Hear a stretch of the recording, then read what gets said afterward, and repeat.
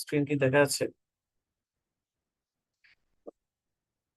তো আজকে আমরা কথা বলবো স্যাম্পল সাইজ নিয়ে। হ্যাঁ, আসলে স্যাম্পল সাইজটা কিভাবে নির্ধারণ করব বা স্যাম্পল সাইজ কত হলে আসলে ভালো হয়।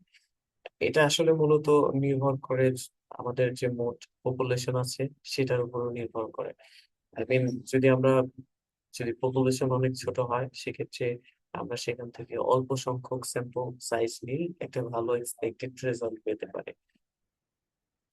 সো স্যাম্পল সাইজ নির্ধারণ করার আগে যে বিষয়গুলো অবশ্যই মাথায় রাখতে হবে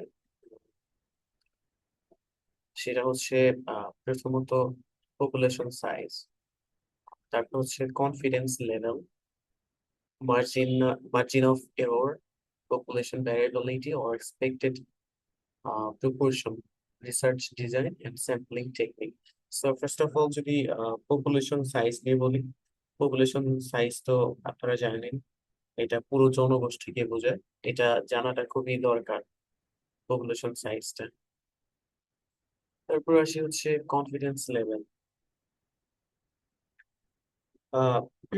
কনফিডেন্স লেভেল বলতে বোঝায় আমাদের যে আত্মবিশ্বাস সেটার স্তর। ফর এক্সাম্পল, আমরা যত বেশি কনফিডেন্স লেভেল নিব, আই মিন কনফিডেন্স লেভেল আসলে নির্দেশ করে যে আমরা যে নমুনা পাবো সেখান থেকে প্রকৃত যে ফলাফল সেটাকে সঠিকভাবে কি প্রতিফলিত করছে, মানে এটার একটা লেভেল ধরে না। মোস্ট অফ রিসার্চাররা 95% ধরে নেয়। এটা হচ্ছে ব্যাপার। আহ, যেমন ধরেন, যদি 95% ব্যবহার করা হয় তাহলে এর মানে হচ্ছে আমরা 100 গবেষণা যদি 100 বার করা হয়, প্রায় 95 বার হচ্ছে আপনার ফলাফলটি একটা নির্ধারিত সীমার মধ্যে আসবে বলে আশা করা যায়। আচ্ছা, এবার আসি হচ্ছে মার্জিন অফ এরর, মানে ভুলের যে সীমা। বা আমরা একটা স্টাডি করতে গেলে সেখানে এখানে হচ্ছে যে নমুনা পাবো এবং নমুনা থেকে যে ফলাফল এবং প্রকৃত জনসংখ্যার ফলাফলের মধ্যে একটা গ্রহণযোগ্য পার্থক্য থাকে। আই মিন, আমরা যত কম এরর গ্রহণ করব তত বেশি আমাদের নমুনা হচ্ছে বাড়াতে হবে। ধরেন আমরা ধরে নিলাম যে আমাদের ভুল হওয়ার সম্ভাবনা হচ্ছে 5%। তো সেক্ষেত্রে আমাদের এইখানে হচ্ছে স্যাম্পল সাইজ একরকম হবে। আবার যদি আমরা হচ্ছে 5%-এর জায়গায় 1% দেই, তার মানে আমাদের ভুল হওয়ার চান্সেসটা আরো কমে আসবে। সেক্ষেত্রে আমাদের হচ্ছে আরো বেশি স্যাম্পল সাইজ নিতে হবে। তারপর হচ্ছে population variability or expected proportion. আচ্ছা, পপুলেশন ভ্যারিয়েবিলিটি বলতে জনসংখ্যার যে সদস্য আছে, যে এর মতো বৈশিষ্ট্যর মাত্রা। আই মিন, দেখা গেছে একটা জরিপে গবেষণায় একটা এক্সপেক্টেড প্রপোর্শন থাকে, সেটাকে হচ্ছে পি দ্বারা প্রকাশ করা হয় এখানে। ধরেন আমরা হচ্ছে আহ, দেখলাম যে আগের যে গবেষণা আছে সেখানে 70% শিক্ষার্থী হচ্ছে মোবাইল ব্যাংকিং ব্যবহার করে। তার মানে হচ্ছে আমরা এখানে পপুলেশনের ভ্যারিয়েবিলিটি বা এক্সপেক্টেড প্রপোর্শন 70% ধরে নিতে পারি। তারপর হচ্ছে গবেষণার ধরন বা নমুনা নির্বাচন পদ্ধতি যেটা আছে, মানে এখানে স্যাম্পল আমরা যেমন হচ্ছে স্যাম্পল টেকনিক গুলো দেখেছিলাম সেখানে, যেমন একটা রয়েছে সিম্পল র্যান্ডম স্যাম্পলিং, মানে এখানে সকল শিক্ষার্থীর তালিকা থেকে এলোমেলো ভাবে কিছু শিক্ষার্থীকে বেছে নেওয়া হয়। সো এই ক্ষেত্রে মনে করি যে হচ্ছে তুলনামূলকভাবে কম নমুনাই যথেষ্ট হতে পারে। আবার ধরেন স্ট্র্যাটিফাইড স্যাম্পলিং, সেখানে এক রকমের নমুনা। সো মানে স্যাম্পলিং টেকনিকের উপরেও হচ্ছে এটা নির্ভর করে যে কতটুকু স্যাম্পল সাইজ আসলে নিব। হ্যাঁ, তারপর হচ্ছে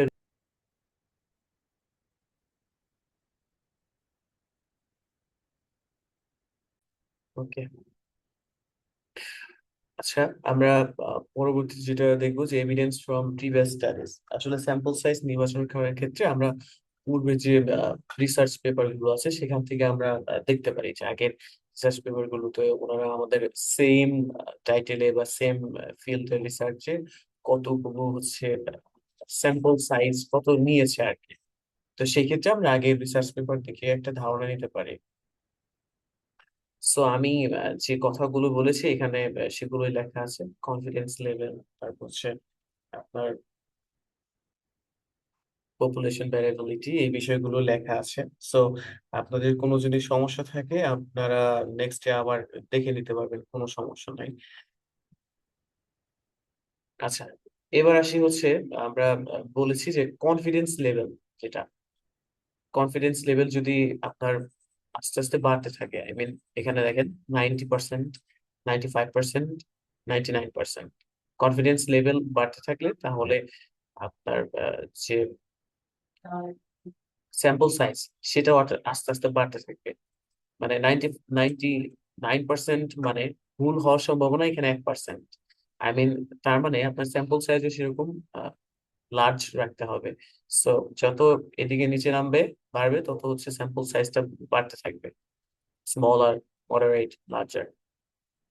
আপনার কি বুঝেছেন এটুকু, যে কনফিডেন্স লেভেল বাড়তে থাকলে স্যাম্পল সাইজটাও হচ্ছে বাড়তে থাকবে। আর সেক্ষেত্রে এই যে পি ভ্যালুর যে বিষয়টা, যখন 90% তখন 10% ধরা যায়, 5%, তারপর 1%, মানে পি ভ্যালুর পরিমাণ মানে এটা পার্সেন্টেজটাও কমে আসে।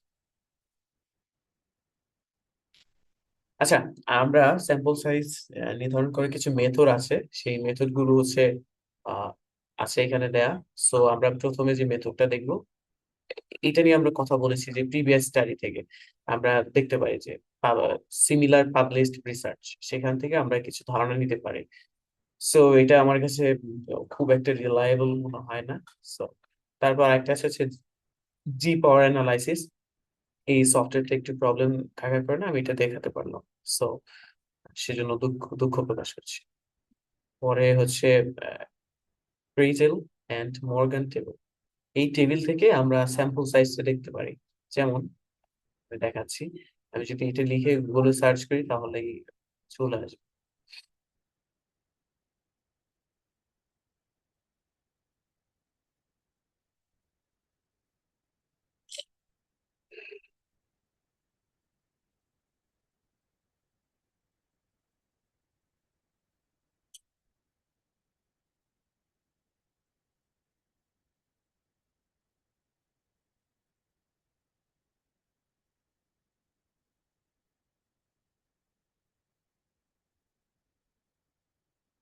আচ্ছা, এখান থেকে দেখে নেই, ওদের যে ইমেজ গুলো আছে এখান থেকে দেখলে হবে।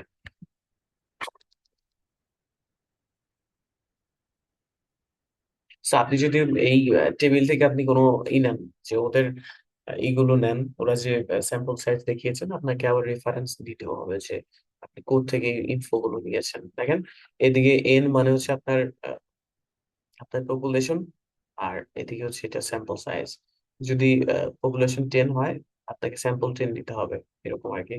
তারপর হচ্ছে এখানে দেখুন, এখানে হচ্ছে আপনার পপুলেশন যদি 3500 হয় তাহলে আপনাকে 246টা স্যাম্পল নিতে হবে।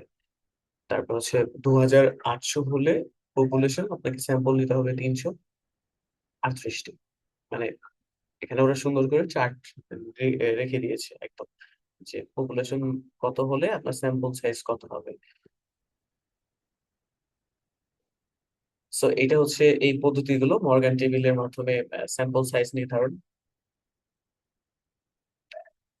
তারপর আসুন হচ্ছে কুক কুকরান ফর্মুলা। এই ফর্মুলা দিয়েও হচ্ছে স্যাম্পল সাইজ কি করা যায়, নির্ধারণ করা যায়। তো সেই ক্ষেত্রে আপনাকে ওই যে confidence level, margin of error, তারপর হচ্ছে প্রপোর্শন, এটা মূলত সার্ভে ডেটার ক্ষেত্রে ইউজ করা হয়। আমরা এই বিষয়টা দেখবো, হ্যাঁ।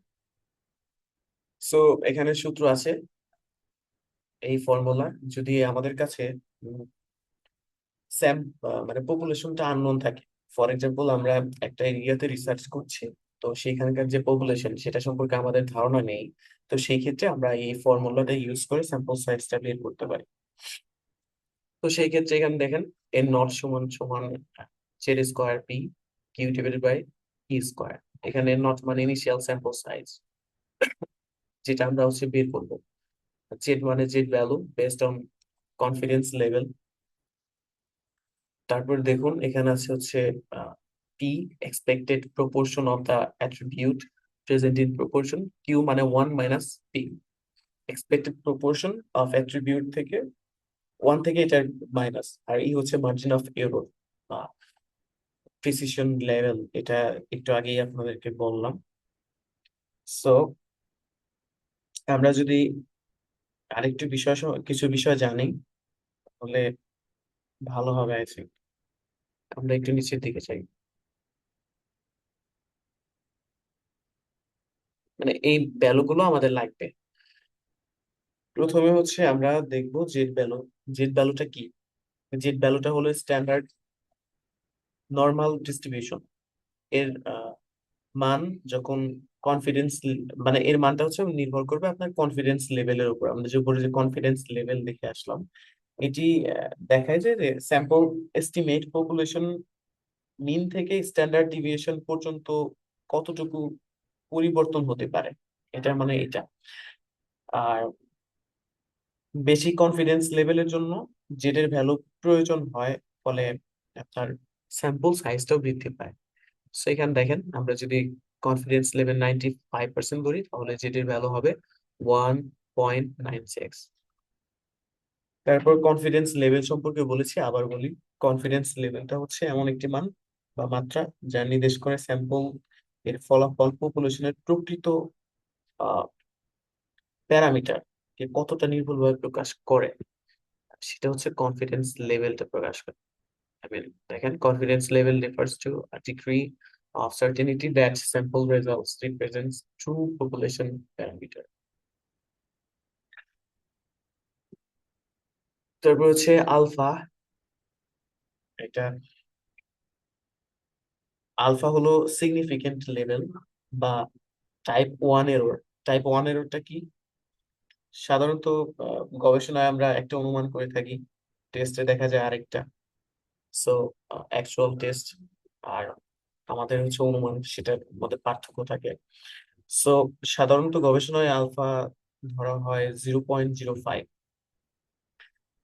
বিশেষ করে যদি হচ্ছে টু টেল টেস্ট হয়, সেটার ক্ষেত্রেও আপনার 0.05 ধরা হয়।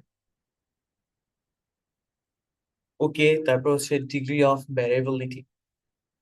ডিগ্রি অফ ভ্যারিয়েবিলিটিকে হচ্ছে পপুলেশনের কত অংশের মধ্যে নির্দিষ্ট বৈশিষ্ট্য রয়েছে তার প্রত্যাশিত যে অনুপাত। মানে পূর্বে কোনো তথ্য উম, আমরা ধরলাম, আমরা হচ্ছে ডিগ্রি অফ ভ্যারিয়েবিলিটি 0.50, এর মানে কোনো পণ্যের ব্যবহার সম্পর্কে বা তথ্য না থাকলে গবেষক 0.05 ধরে নেন। তারপর হচ্ছে মার্জিন সম্পর্কে বলেছি, মার্জিন অফ এরর একটা নির্দিষ্ট বা আহ, হচ্ছে একটা ভুল, সেটা ধরে নেয়। আর অ্যাডিশনাল 5% স্যাম্পল, এটা মূলত গবেষকরা ধরে থাকেন, মানে ক্যালকুলেশন করার পর স্যাম্পল সাইজের সাথে অতিরিক্ত 5% যোগ করা হয়।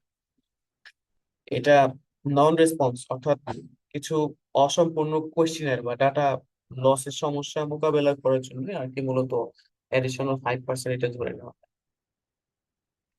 সো আমরা যদি হচ্ছে ইয়ে যাই, মানে সরাসরি এটা কিভাবে দেখে আসলে স্যাম্পল সাইজটা কিভাবে নির্ধারণ করে সেটা যদি দেখি, তাহলে প্রথমে আমরা এখানে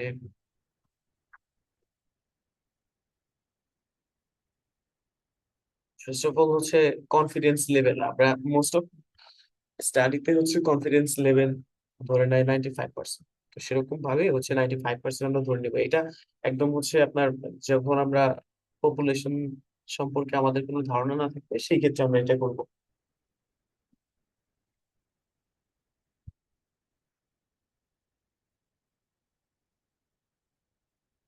আর আলফা হচ্ছে এখানে আমরা আহ, এটা আপনারা এক্সেলই করতে পারেন। সো এখানে ইকুয়াল, তারপর হচ্ছে আপনারা এখানে ব্র্যাকেট দিবেন 1, মাইনাস,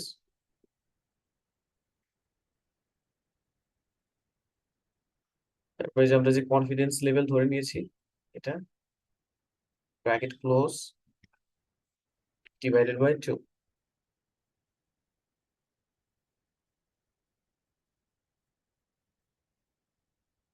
সো আমরা আলফা ডিভাইড বাই 2 এটার মান পেয়ে গেলাম। তারপর হচ্ছে জেড ভ্যালু, মানে আমরা আমাদের হচ্ছে লাগবে হচ্ছে জেড ভ্যালু। আমরা যদি দেখি এখানে,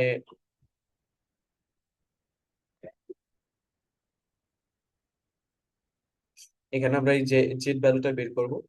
তো সেই ক্ষেত্রে আমাদের এই প্রসেসটা ফলো করতে হবে। এখন এখানে গোয়াল,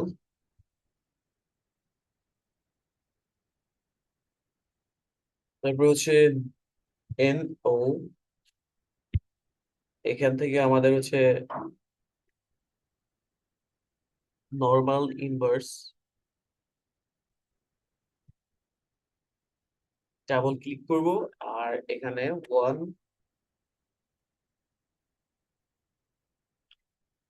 মাইনাস, তারপরে যে আলফা ডিভাইড বাই 2 যেটা পেয়েছি এটা দিব।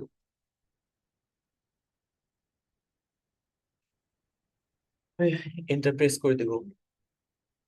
আমরা হচ্ছে তাহলে জেড ভ্যালুর মানটা পেয়ে যাবো এখানে।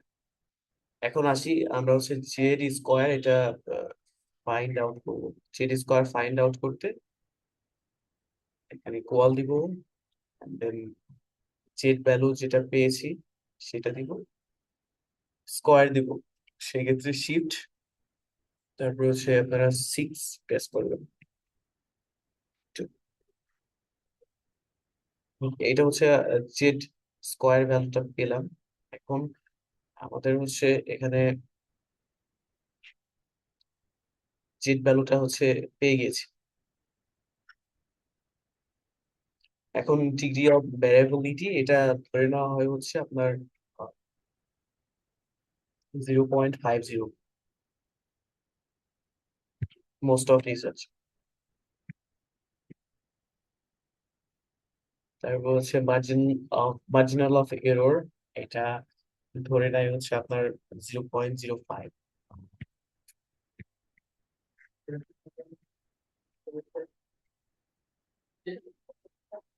আর population size that is unknown, সেটা আমরা জানি না। আমি বোধ হয় একটু ঝামেলা করে ফেলেছি।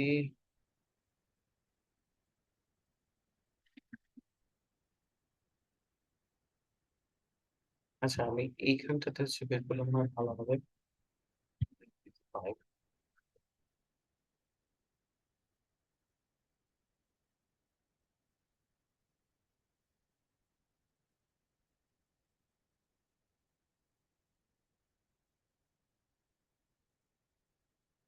আমি যে আগে করছিলাম ওইটাই করতেছি আর কি।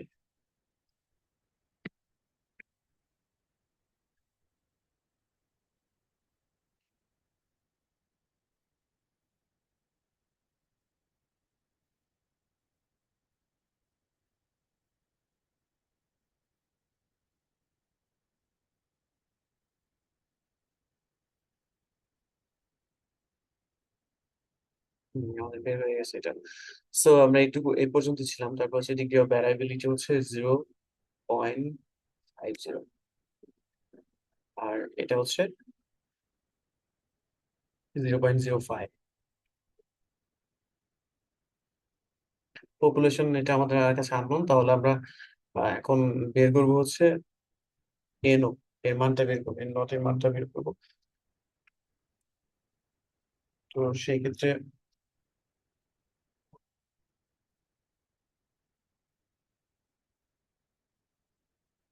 আমাদের সময় মনে হয় খুবই শর্ট। তো সেই ক্ষেত্রে আমরা হচ্ছে আমাদের যদি সূত্র থেকে দেখি যে প্রথমে জেড স্কোয়ার দিতে হবে, তারপর পি হচ্ছে কিউ, কিউটা হচ্ছে আপনার 1 মাইনাস মানে ডিগ্রি অফ ভ্যারিয়েবিলিটি, আমরা যেটা ওই পাশে দেখলাম। আর ই স্কোয়ারের মানটা আমরা বের করব। আচ্ছা, এখানে ই স্কোয়ার মানে মার্জিন অফ এরর, এটা হচ্ছে ই স্কোয়ার, মানে ই স্কোয়ারটা বের করবো, ই আছে এটা। সো আমরা এই নটের যদি মান বের করি, তাহলে আবার ইকুয়াল, ইকুয়াল দিয়ে হচ্ছে প্রথমে জেড স্কোয়ার দিতে হবে। হ্যাঁ, জেড স্কোয়ারটা দিয়ে দিব। এটা আমাদের জেড স্কোয়ার 3.84। তারপর হচ্ছে গুণ,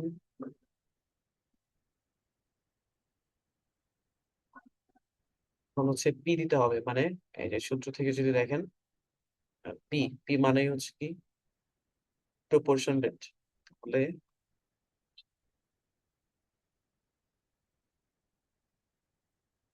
এটা আবার হচ্ছে, তারপর আমাদেরকে এখানে দিতে হবে হচ্ছে আপনার একটা ব্র্যাকেট, ব্র্যাকেটের ভিতরে আমাদেরকে 1 - ডিগ্রি অফ ভ্যারিয়েবিলিটি দিতে হবে। এই যে এইটা দিব আমরা, যে কিউ, কিউ মানে হচ্ছে 1 - পি।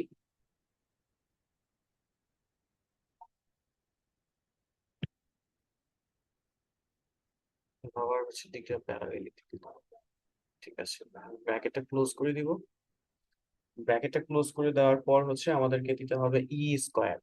তাহলে ডিভাইডেড বাই ই এর মান কত আছে এখানে, এটা, এখন এটার উপর হচ্ছে স্কোয়ার দিতে হবে। তাহলে শিফট 6। ওকে, এটা পেয়ে গেছি, এটাকে রাউন্ড আপ করে নিব। সেজন্য আবার হচ্ছে এখানে এই দিয়ে দিলাম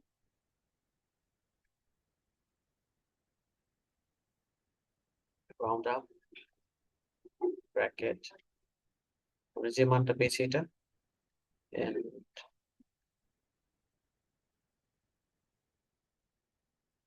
হ্যাঁ, আমাদের হচ্ছে এখানে আমরা যে পেলাম আর কি, স্যাম্পল পেলাম, সেটা হচ্ছে আমার 3.85। সো এখন আমরা এটাকে হচ্ছে অ্যাডিশনাল 5% নিতে হবে। সেজন্য আমরা হচ্ছে অ্যাডিশনাল 5% নিব। ওকে,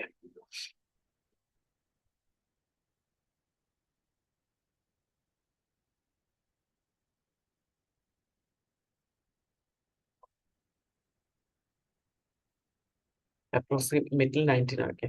সো আমরা এটা যোগ করে দেই।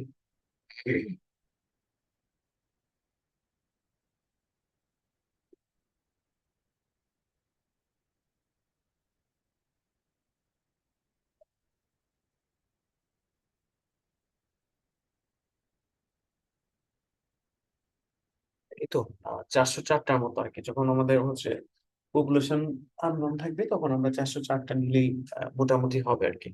সো আচ্ছা, সময় আমাদের কতক্ষণ আছে আর? এখন যদি ধরেন, 28 মিনিট। আচ্ছা, এখান থেকে যদি ধরেন আমি হচ্ছে এই যে কনফিডেন্স লেভেল, কনফিডেন্স লেভেলটা যদি আমরা কমিয়ে দিই, তাহলে কিন্তু আমাদের হচ্ছে মানটা চেঞ্জ হবে। দেখেন, এখান থেকে হচ্ছে আমরা 95-এর যে অন্য কিছু দিই, 99% দিই। মানে কনফিডেন্স লেভেল কি আমরা কি 95%-এর উপরে নিতে হবে নাকি না, মানে 95 মোস্ট ফাইভ অফ পার্সেন্ট নেওয়া মোস্ট অফ যাবে? মোস্ট অফ রিসার্চে 95%-ই রাখে। 99%, নো? জি, 95% রাখে মোস্ট অফ রিসার্চ। আচ্ছা, এখানে দেখুন, আমাদের হচ্ছে এখানে যদি আমরা কনফিডেন্স লেভেলটা, মানে যত বড় হবে আমাদের স্যাম্পল সাইজও কিন্তু তত বড় হবে। এখানে দেখেন প্রায় 697 চলে আসে। এটা হচ্ছে আমাদের যখন পপুলেশন আননোন থাকবে সেই ক্ষেত্রে আমরা এইভাবে করব। এখন যখন পপুলেশন নোন হবে তখন আমরা কিভাবে করবো সেটা দেখি আমরা। ধরেন আমাদের এখানে, ফর এক্সাম্পল, আমাদের যে উপজেলা আছে সেখানে একটা পপুলেশন দেয়া আছে, তা আমি পপুলেশনটা এখানে আগে লিখে দিই।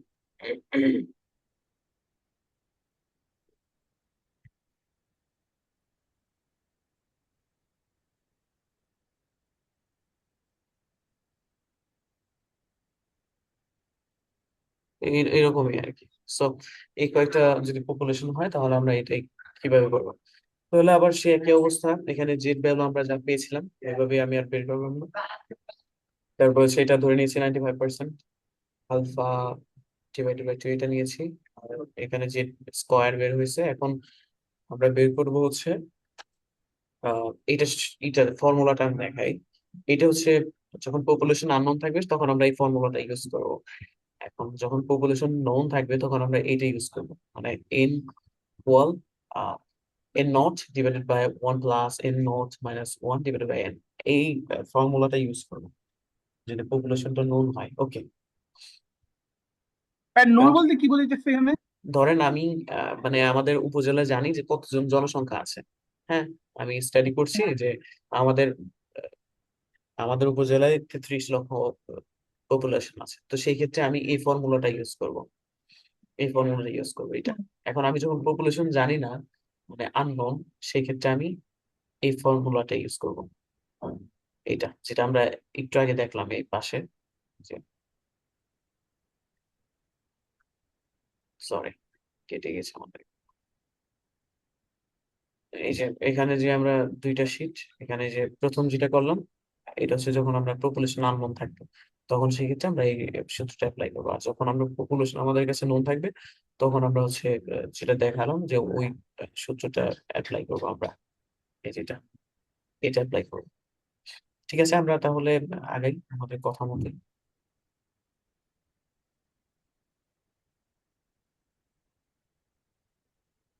তাহলে আমরা এখানে মার্জিন অফ এরর নিয়েছি, ডিগ্রি অফ ভ্যারিয়েবিলিটি নিয়েছি, জনসংখ্যা নিয়েছি। এখন হচ্ছে আমাদের এখানে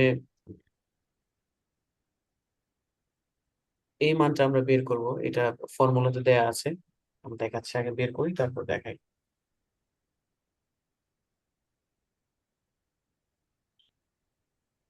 ওকে, এখানে ইকুয়াল দিলাম, তারপর হচ্ছে ওয়ান প্লাস ব্র্যাকেট দিব, এটা আমি দেখিয়ে নিই তারপর আবার। এখানে আমরা বের করবো হচ্ছে এইটুকুর মান বের করবো, এইটুকু অলরেডি কিন্তু আমরা এটার মান অলরেডি হচ্ছে বের করা আছে আমাদের, জাস্ট হচ্ছে আমরা এটার মান বের করবো।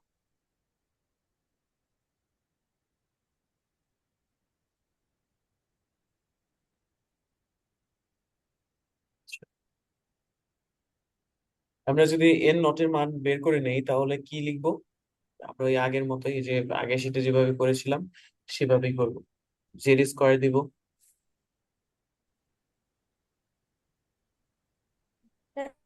রনি, সরি, অ্যানোটাকে এটা নো বলেন বা এটার কোনো কি নাম আছে অ্যানোটার? নল। ওইটা হচ্ছে আপনার যেটা স্যাম্পল, কি অ্যানো এটা হচ্ছে আপনার পপুলেশন, মানে যে সংখ্যা কি স্যাম্পল বলে সাইজ এটা এটাকে, আর কি, বলে কি এটা এটাকে? Sample size. হ্যাঁ, এটা। অ্যানো আর বলে? এন নট বলতে পারেন আপনি।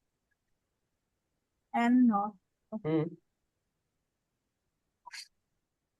আচ্ছা, দেখি আমরা তাহলে এটা যখন আমরা বের করবো, ইকুয়াল দিলাম, দেওয়ার পর এখানে দিব আমরা হচ্ছে জেড স্কোয়ার, আমরা তো পেয়েছি আগে,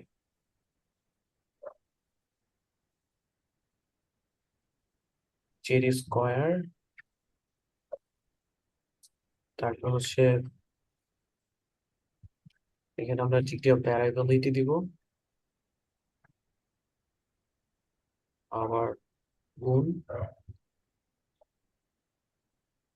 হচ্ছে ব্র্যাকেট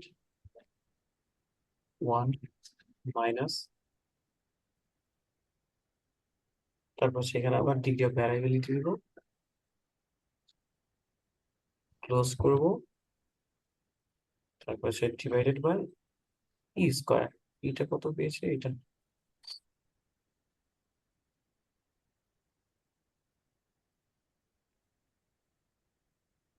So আমরা এটা আগের বার আমরা বের করেছি, তারপর হচ্ছে এটা। ওকে, ঠিক আছে, তাহলে আমরা ওই যে যেটা হচ্ছে N0 বা N0 যেটা বলে, এটার মান পাওয়া গেছে এত। তো এটাকে একটু আমরা রাউন্ড আপ করি,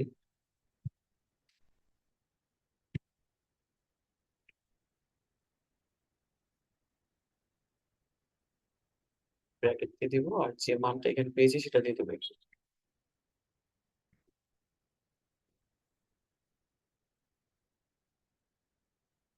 এই 385 এখানে এন নটের যে মানটা পেয়েছি। তাহলে আমরা যদি সেই ফর্মুলাটা দেখি, আমাদের উদ্দেশ্য ছিল এখানে এন নট বা এন জিরোর মান বের করা, সেটা আমরা এই যে এইটা থেকে পেলাম এখন এই মাত্র। এখন আমরা এই নিচেরটা হচ্ছে অ্যাপ্লাই করব, তাহলেই আমাদের প্রায় মোটামুটি কাজ শেষ।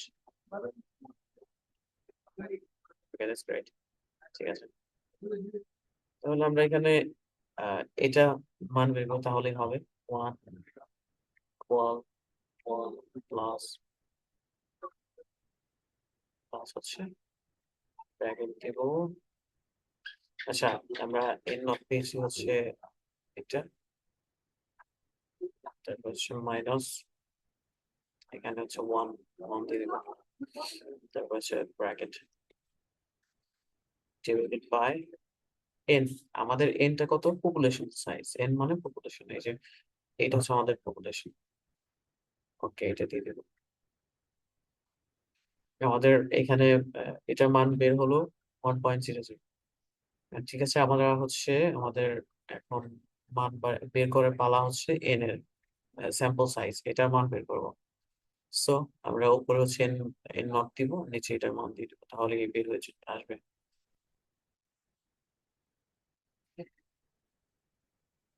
Okay.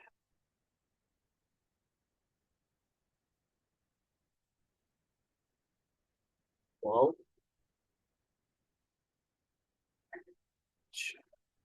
N zero divide by এই মানটা দিয়ে দিব। আমাদের এটা চলে আসছে, এটাকে রাউন্ড অফ করি।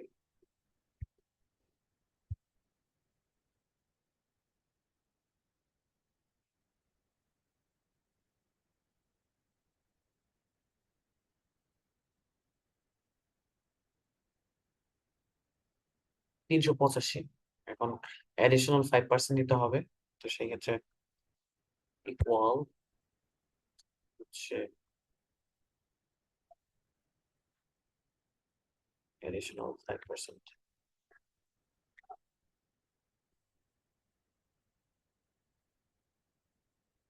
তাহলে এটার সাথে আমরা যোগ করে দিব।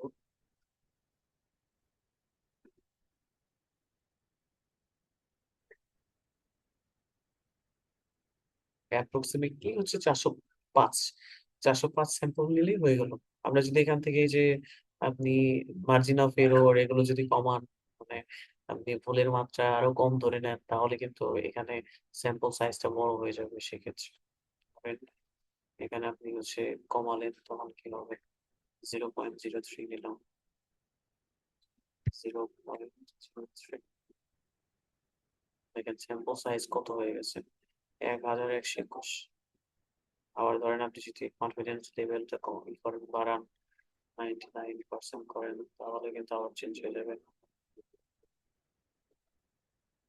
দেখেন এখানে স্যাম্পল সাইজ হয়ে গেছে 1935। তো এইভাবে হচ্ছে আপনার স্যাম্পল সাইজটা নির্ধারণ করবেন। এই ছিল মোটামুটি আজকের সেশন। সাথে থাকার জন্য অসংখ্য ধন্যবাদ।